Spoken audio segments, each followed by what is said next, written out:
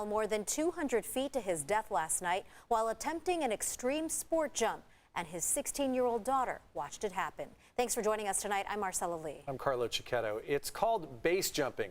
Thrill seekers jump from buildings and cliffs to hone their skills.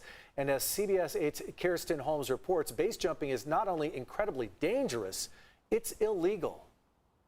This is still an ongoing investigation, but I'm here at the Palisades apartment in Westfield, where police say the base jumper fell to his death wearing his helmet and a parachute. The call came in Tuesday night around 10:30, and police believe the man jumped from the rooftop of the Palisades apartments. Danger is associated with height, when actually that's a big misconception. The lower something is, the much more dangerous it is. Beautiful.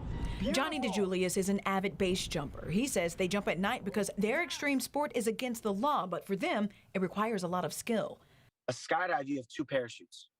A base jump, you don't have time for 2 parachutes, unfortunately. So when you jump off an object and you do, God forbid, have a malfunction, you only have 1 parachute to work with. But when Johnny heard about the deadly jump Tuesday night from the Palisades apartments, that's either somebody that has been jumping for a long time with a lot of skill, or, gosh, somebody that didn't know what they were doing. Police haven't identified the victim yet, only telling us it was a 48-year-old man and that his daughter was there and saw the event unfold. Johnny says base jumpers know the risks. It is selfish. You know, you got a family, you got parents, you got kids, you got brothers and sisters, and you're choosing to put them, you know, in a pretty vulnerable place, worrying about you. The 16-year-old daughter was there and unfortunately had to witness the tragic event. No question that that's something that she's never going to forget for the rest of her life.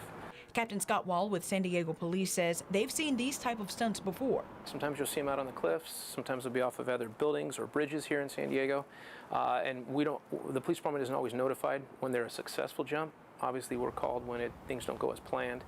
Residents who didn't want to go on camera tell us this isn't the first time their building has been used for base jumpers. This is just the first time the jump was not successful, and they don't want to see this happen again. I've heard of those kind of stunts, but from buildings in downtown where are way higher.